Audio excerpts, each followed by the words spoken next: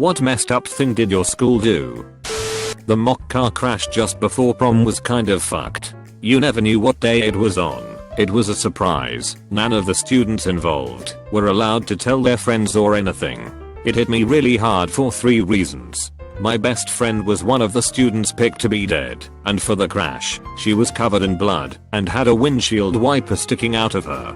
My cousin, who I was fond of, had just recently died in a car accident where he was practically beheaded. I dropped acid that morning. Every hour, so many students would be pulled from class and told to put on a black sweatshirt, and they were dead. This represented how many people die every hour in a drunk driving accident. These students couldn't talk to you. They were like ghosts. I was tripping balls, and it was a bad day. As a fundraiser last year, my school played What Does the Fox Say for a week over the PAR system during passing periods. You could pay to stop the song and they were going to stop it once they met their goal. Doesn't seem too awful at first, but throughout the week they made the song progressively louder, and by the middle of the week they had dropped the words in the song and were just playing the ding ding ding ding at obnoxiously loud volumes. Teachers started to disconnect their PAR systems in their rooms. Students were complaining of migraines. Everyone was just super pissy about the situation. You'd think the lesson was learned, but they did same goddamned fundraiser this year. Got where to begin with the fundamentalist Christian schools. Sex ed for the girls was a 1-hour session about how premarital sex is a sin, and that your husband will teach you everything you need to know about sex. Girls got expelled for getting pregnant. Boys didn't get expelled for participating in the conception. If your skirt or shorts were of questionable length, you had to go kneel down in the principal's office so he could use a ruler to measure the clearance of the hem from the floor. 4 inches from the floor when kneeling was the rule. For some reason, girls were taught that they could never be in a position of power over men. Women could lead ladies groups or children, but could never be the boss of a man, either in a church or work setting. Looking back after all these years, there really is a ridiculous list of these sorts of things that I remember from this particular school. And growing up with that being your normal, you don't realize how fucked up it is until much later. On every Tuesday, all the students went to the auditorium for an hour or so.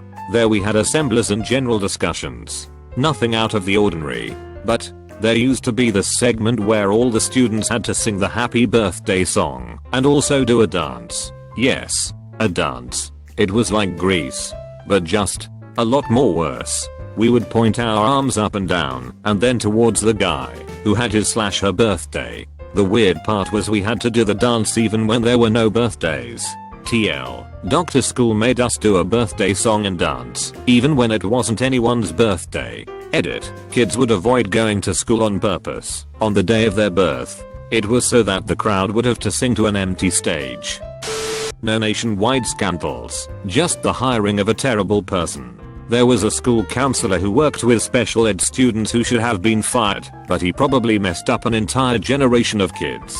I had an IEP that stated that I was allowed to leave the classroom at any time to sit in the EDD, emotional/behavioral disorders, AD, anxiety, Asperger's, etc. room if I had a panic attack. Other than a 45 minimum study hall, I was in all mainstream classes, but each person on an IEP had to visit this counselor and his assistant for career planning once a week. I knew I wanted to go to a university rather than a trade school. Nothing wrong with trade schools, they just didn't have the major I wanted. The counselor refused to give me any information/applications before that was all done online, telling me that the best I could hope for was to be committed to a good institution because I was too unstable to live on my own or ever have a fulfilling relationship. None of the kids in my study hall went on to any post-high school education, despite some of them being far more high functioning than me and in better off families. I'm convinced he crushed their dreams. I'm almost done though. It took 1.5 years longer than normal, but I'm graduating in a month. Update. Looked up my old school webpage. He's still there. How unfortunate.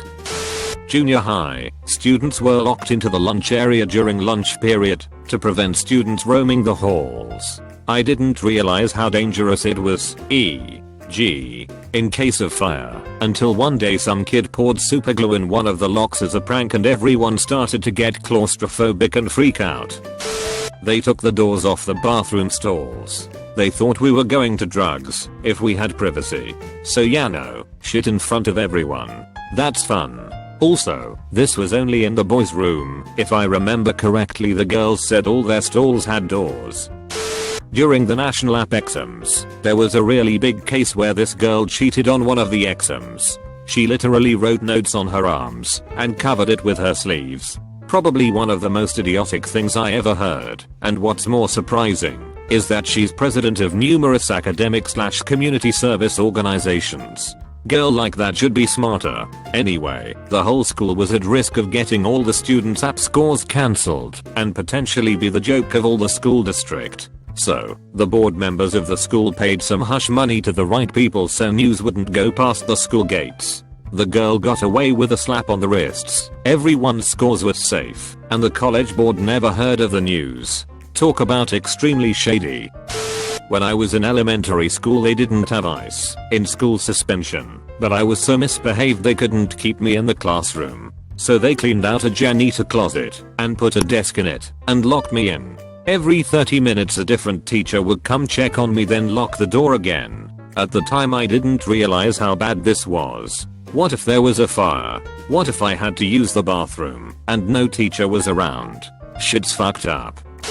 Before I describe what actually happened, I need to explain something about weeples. Weeples are, or were, at the very least, these little balls of fluff about the size of golf balls. They are often festooned with googly eyes, hats, plastic feet, or any number of other accessories, making them look rather like a crafting project undertaken by a group of 5-year-olds. Weeples were fairly coveted items when I was in 6th and 7th grade because you could earn them as a reward for selling magazine subscriptions through this fundraising event that the school held every year. And if you had the right weeples, you actually had the chance to win a fair amount of money in one of the daily contests. If none of this is making much sense, don't worry, it was difficult to understand back then as well. Basically, you'd get different varieties of weeples for selling different amounts of magazine subscriptions. Then, every day, each weeple bearing student would be allowed to pull a piece of candy out of a hat. If the candy had a sticker on it, the student would win a certain amount of money. That amount would be multiplied by each weeple that they owned, plus an additional multiplier for. Okay, you know what? None of this is important. What is important is that certain members of the school faculty viewed this entire event as a way threatening or bribing some of the students. There was one young woman, for instance, who was told that she'd be set up to win $50 if she gave up her spot in some contest or another so that the teacher's son could take her place. Another student was told that his winnings would be confiscated if he didn't take responsibility for the fire alarm having been pulled. Nothing really terrible happened, at least, nothing that I heard about, but there were enough shady dealings to make the entire thing seem pretty damned unpleasant, even for those of us who weren't really involved. The twisted punk line to the whole affair came about when one student offered another a sexual favor in exchange for his weeples. And when folks found about the deal, only he was suspended. Not, as you might think, because of his involvement in the exchange, but because it was explicitly against the fundraiser's rules to share or give away weeples. In high school, I had an extremely deceptive asshole of a boyfriend. I still can't tell you what kind of person he was, because everything he ever said was a lie. But I wasn't aware of that at the time, and I was so happy to find someone so similar to me. Another thing to note, I was not into drugs, and didn't really hang out with those that did. Not that I had an issue with it, but my mother and her boyfriend kept me under constant surveillance and would have made my life a living hell if I or my friends did. Well, I get to school one day and I'm called to the dean's office. Apparently, my boyfriend has been selling drugs on school property. They have several witnesses but no evidence, but I do believe it was definitely possible. So obviously, I'm 100% without a doubt selling them as well. They suspended me, despite my ignorance to the whole thing. They called my mother and told her that, if he's doing it, I'm definitely selling and using too, and suggested having me tested. So life at home was awesome thanks to that. They also kicked me out of art class when they suspected I was guilty of vandalizing the studio along with other people's artwork. They told everyone I did it. I was proven innocent. They found the hundreds of dollars worth of stolen supplies used in the crime in some other asshole's locker, but they never cleared my name. All my artwork was ruined by other students the rest of the year, and no one was punished for that. Aside from all that, they ignored me being bullied constantly, and the bullying wasn't always as bad as how badly I was treated by the administration. Those were easily the worst 4 years of my life. I attended a conservative Catholic high school during 10th grade. I had a compulsory class about marriage, which had a book called 147 Questions About Marriage. It basically a manual to become a submissive breeder wife. It was an all-girls academy, so they were teaching us about how to become a wife, even though we barely knew other boys. Not really cared about here, but I thought it was fucked. Girl killed herself. Not very attractive. Not popular. Bullied and couldn't take it anymore. Got a small plaque put in a hallway with some song lyrics. Boy accidentally killed himself. Attractive. Popular. A bit of a douche.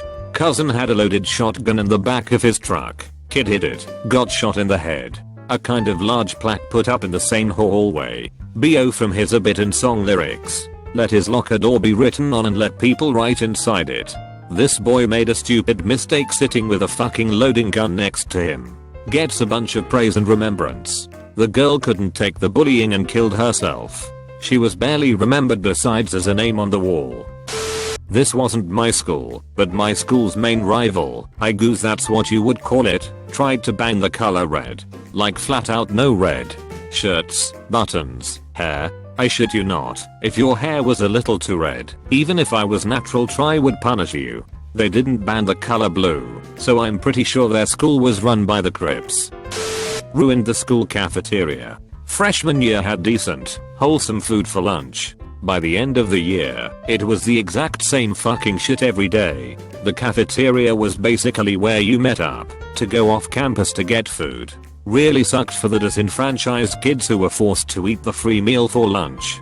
Spent $14 million swapping the entire district out to Apple everything. Even Apple servers.